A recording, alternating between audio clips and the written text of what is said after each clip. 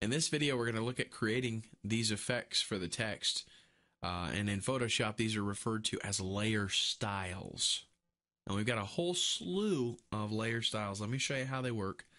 We'll go ahead and add a layer style to maybe our subtitle here. So let's click on that particular layer, 7 fantastic ways. And you can always turn the layer off and on to make sure you've got the right layer. And then we'll go down here to the FX icon, and that is showing off the screen. So I'm going to click and drag and move this up so that you can see what the list looks like. So we click FX and we get a big list of all these different effects that we can apply. Again, these are called layer styles inside of Photoshop. The good news is if you select any one of these, it'll load up a dialog box that actually lets you modify all of them.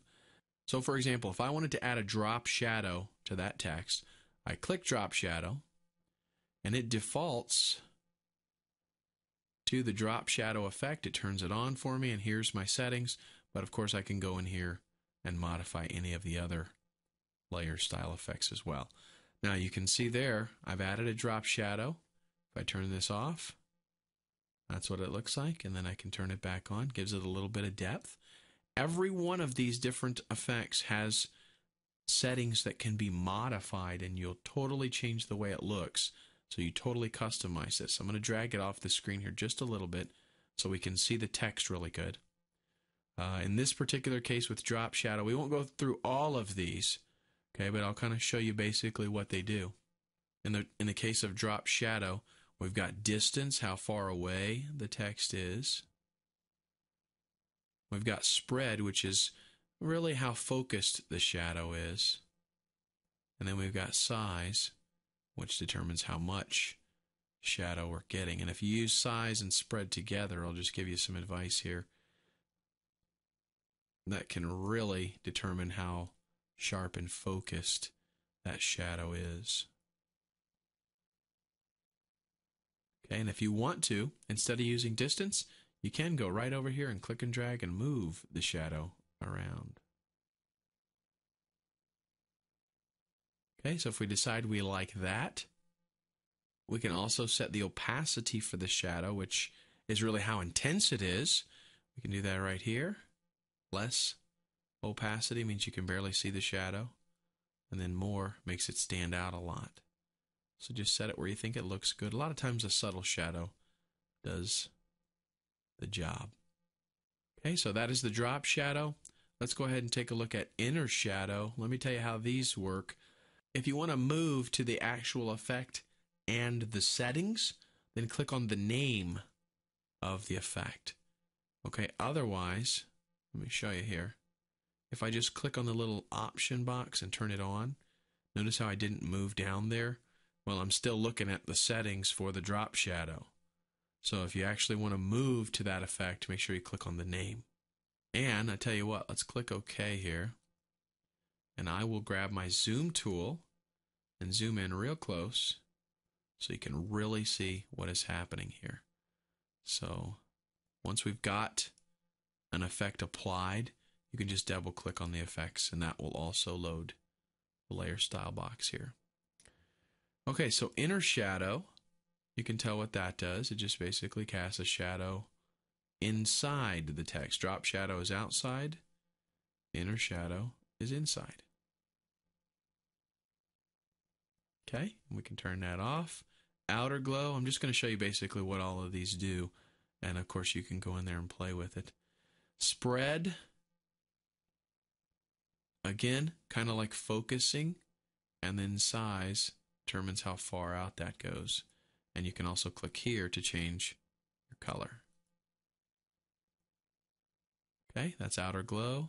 Inner glow is very similar to inner shadow, except it's a lighter color. And in this case, even really hard to see because I've got white text. If I were to switch to maybe blue and change my blending mode from screen to normal, then you'd be able to see that inner glow in the blue color. Okay, now blending modes, that's a little bit more advanced. We'll look at that later on in some other videos, but I just wanted to show you what the inner glow looks like. Bevel and emboss. This is going to make your text look more three-dimensional. Gives it some highlighting, gives it some shadowing, and just gives you a three-dimensional look. Again, we've got a lot of options in here. I recommend that you go in there and play with them all. We are going to be covering some basic design stuff, and I'm going to show you how to make some real nice looking text in some of the more advanced videos. For right now, though, I just want to show you what the options are here.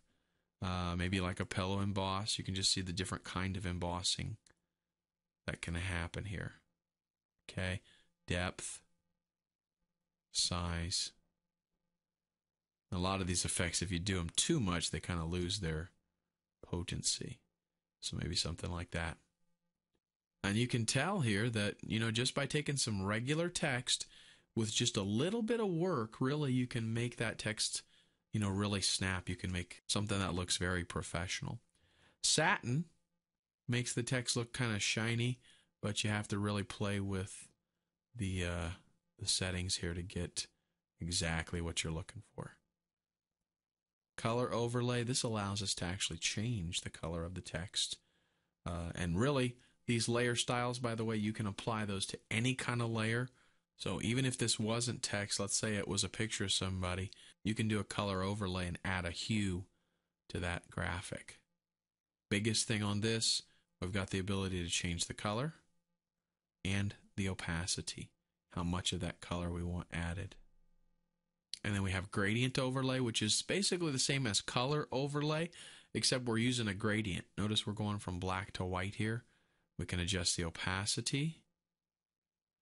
We can adjust the type of gradient. In this case, it's starting way over here in the middle. So let's actually move that. We'll move the gradient over to here. You can adjust the scale, which is going to determine how large that gradient is. And if we were to select maybe reflected, we can also adjust the angle.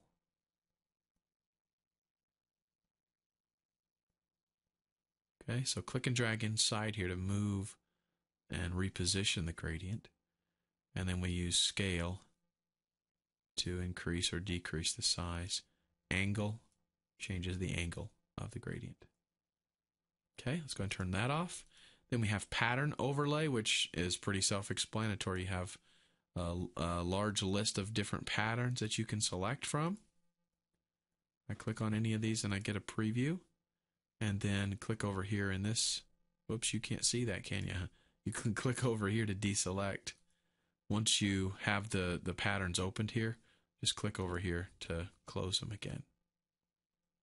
And again, we've got opacity, how intense it is, and scale. And lastly, we've got stroke. Stroke is just a line that's going to go around the border. You can have that go on the outside of the whatever the graphic is. You can have it go on the inside. You can have it go in the center. And you can control the size of the line, or the stroke, I should call it. You can adjust the opacity of the stroke itself. And you can adjust the color. So those are the basics of layer styles. Again, in some of the other videos, we're going to deal with some of the advanced options there. But now you know what a layer style is and basically what options are available. And in the next video, we'll go ahead and apply a layer style and make some other changes to the 7 fantastic ways to make money online. I'll see you there.